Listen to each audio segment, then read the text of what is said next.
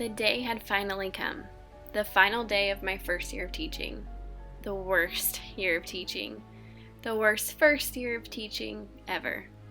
The amount of tears, screams, desperation, and frustration had all built up to this day. I couldn't get out of this school fast enough. I couldn't wait to leave this school district entirely. I couldn't wait to rid myself of the stench of this school system that thought it was doing a good job of teaching young teachers to be teachers. I remember sitting in my final teaching courses at Emporia State when they tell you that the first year of teaching is the hardest. Blah, blah, blah. I also vaguely remember them telling us that a lot of us would not be teaching in the first school we were hired in. But I also distinctly remember thinking to myself that that would not be me.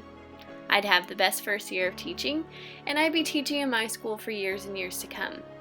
I thought I was pretty hot stuff getting hired months before I even graduated. However, I was not even prepared for what was to come. They say it's hard to realize that you're in a dream sometimes. Well, I was in a nightmare. A living, walking, breathing nightmare. A nightmare I couldn't escape from fast enough. I thought I was prepared for everything life threw at me. But then I was just sitting in this alternate reality where everything I was trained to do was wrong.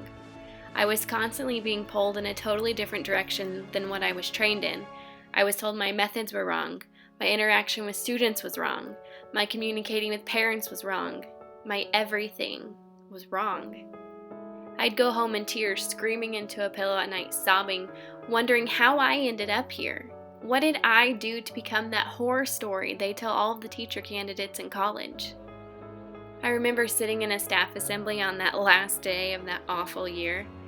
It was one of those staff meetings where they hand out all those accomplishment awards. I remember distinctly that they gave out the I Survived My First Year of Teaching awards to all of the first year teachers, except me.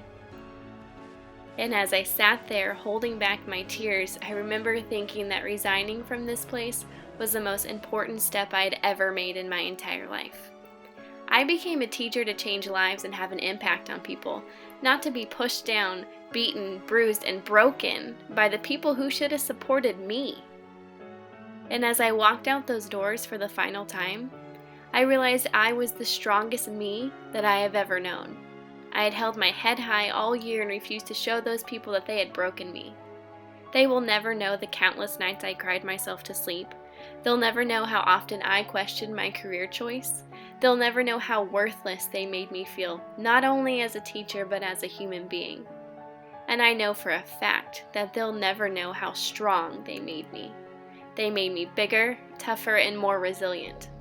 They tore me down to my core, but because of them, I've risen higher than I ever thought possible.